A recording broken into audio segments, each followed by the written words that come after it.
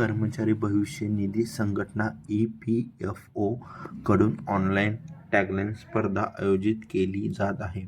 या स्पर्धेत सहभागी होऊन तुम्ही तुमची सर्जनशीलता दाखवून 21,000 चे बक्षीस जिंकू शकता. स्पर्धा 1 ते 10 ऑक्टोबर 2025 पर्यंत चालणार असून 3 विजेते निवडले जातील. प्रथम बक्षीस ₹21,000, दुसरे ₹11,000 आणि तिसरे ₹5,100 आहे. सहभागी होण्यासाठी EPFOच्या अधिकृत वेबसाईटवर टॅगलाईन सबमिट करा. अधिक माहितीसाठी EPFOच्या वेबसाईटला भेट द्या.